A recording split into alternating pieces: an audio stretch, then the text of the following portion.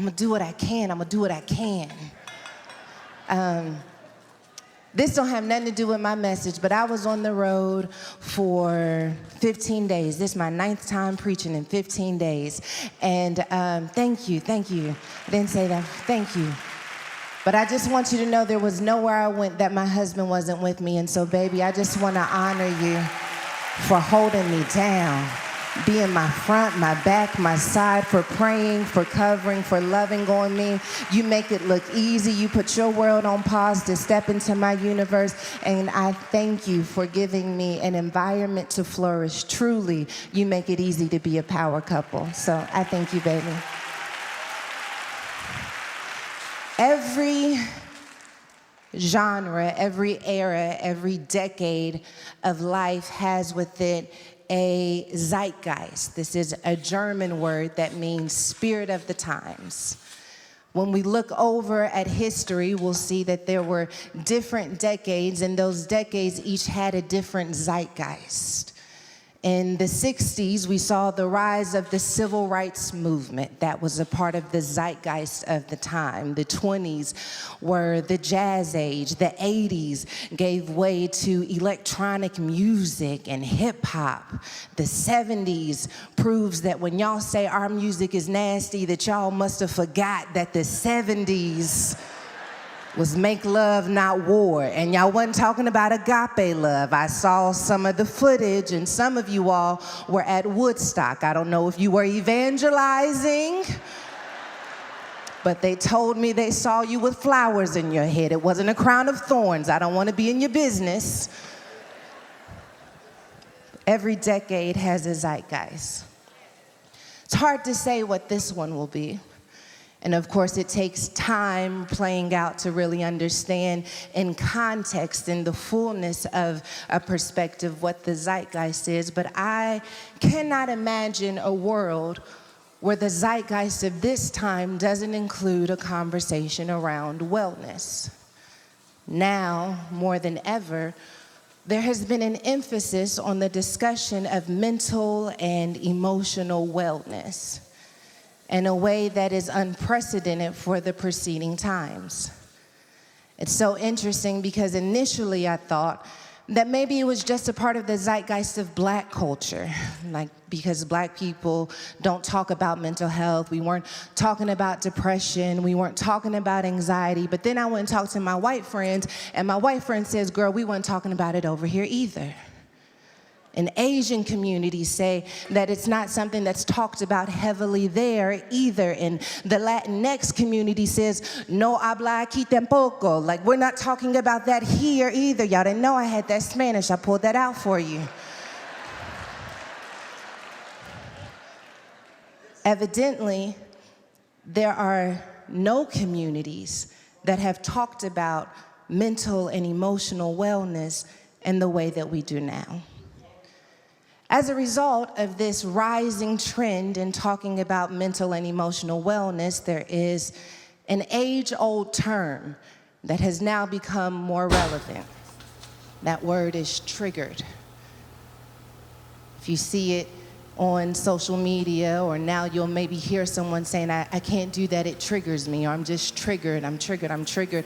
The word triggered wasn't very popular, at least when I was growing up, but now it's difficult to have a conversation with anyone who is seeking to live a life that is fully conscious, fully aware of their past traumas and present goals without hearing the word trauma, trigger. I want to define it for you for the sake of our conversation. A trigger is defined as something that affects your emotional state, often significantly, by causing extreme overwhelm or distress. A trigger affects your ability to remain present in the moment. So when someone says they're triggered, it means I was here, but then I heard a song, there was a smell, there was a memory, and though I was here physically, my mind, my spirit is snatched back to an experience that I had that most of the time is traumatic. Trigger, the word itself, is actually quite neutral, but most of the time when we're using the word trigger, it is to express a negative or adverse experience. So I did a little history on the word triggered. And what I learned is that this term actually started rising in the mental health space in the 1980s. It was a way of helping post-Vietnam veterans who had been diagnosed with PTSD to understand what was happening to them. How fitting is it that those post-Vietnam veterans have a word called triggered, as they are a part of the armed forces. And before it became a word that was used in the mental health space, it is a word that we generally correlate with a weapon. So I looked at that definition because I wanted to understand, how did we go from using the trigger on a weapon to then correlate it with what happens to our mental health? What I learned is that a trigger, in the mechanical sense, is a mechanism that actuates the function of a ranged weapon, such as a firearm, air gun, crossbow, or spear gun. The trigger is a mechanism that actuates the function. So when we look at it from the psychological standpoint and we look at it from the mechanical standpoint, what we have is that a trigger actuates the function of my past experience into my present. It actuates the function of that experience. The fear connected to it is now activated because I have been triggered. Whatever you experience, whatever function it had in your life, when you're triggered, it actuates that function. That's why you're defensive and nobody really said anything that bad to you. It's just that it actuated the function of that. That's why you start talking crazy. That's why you shut down. That's why you get angry before you can even control yourself, because the moment I'm triggered, it actuates the function of what happened to me. And so most of us, depending on where you are in your wellness journey, have two different angles at how we handle our triggers. Some of us choose to avoid them. I don't listen to that music, it triggers me. Can't talk to that person, it triggers me. I can't have that conversation. I can't go back home. I can't read that book. It triggers me. It reminds me of a season of my life where I wasn't at my best, where I was a victim, where I was hurt, where I was wounded. It actuates that function, and so I stay away from it.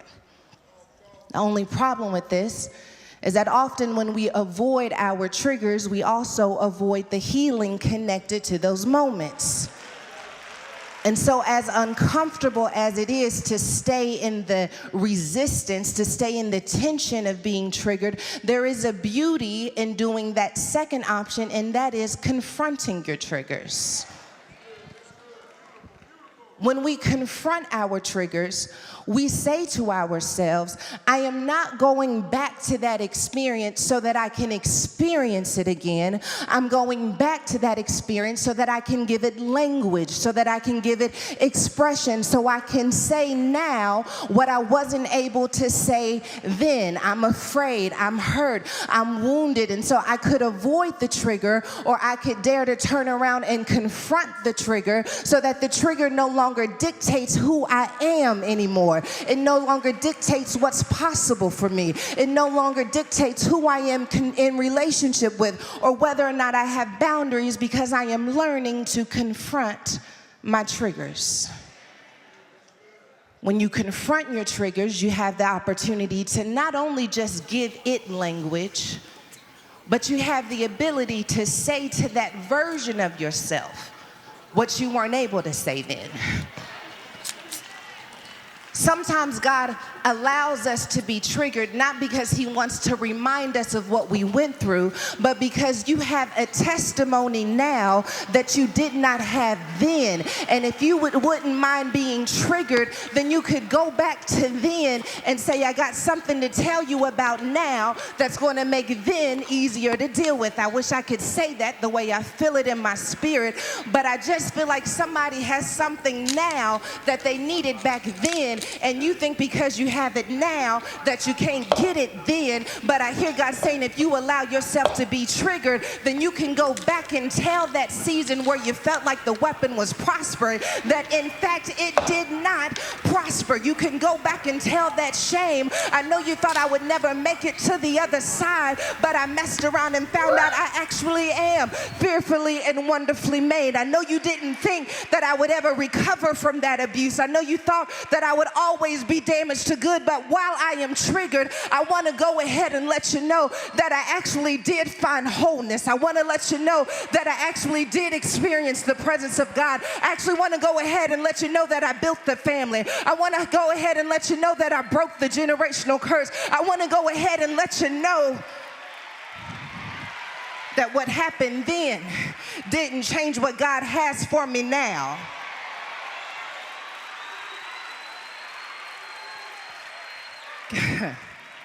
Can I go deeper? Okay, I gotta take my shoes off because I feel like we're gonna get a little ugly today and I don't have time to be cute. When we moved back to Dallas in August, I got triggered. Oof. I love y'all, but I didn't like it. Something about moving away and becoming someone different that made me feel like if I came back here, maybe I was going backwards.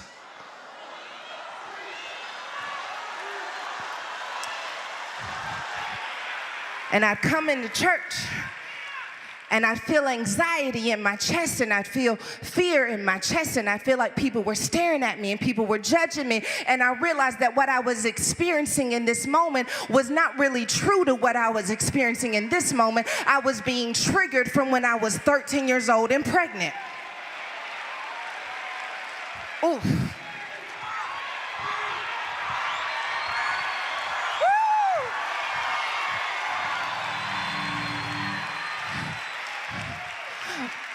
But I know something about now that I didn't know then. What I know now that I didn't know then is that this same anointing was inside of me when I was pregnant with my son. I just didn't know that when I was pregnant with him, I was also pregnant with this. And so when I started getting triggered, I said, I'm going to stay in the tension of being triggered in this moment because I know I'm not a 13-year-old pregnant girl anymore. And there is no way that God could transform my life and then bring me back to this moment to take me backwards. So God, if you got me standing in the place of the pain, then maybe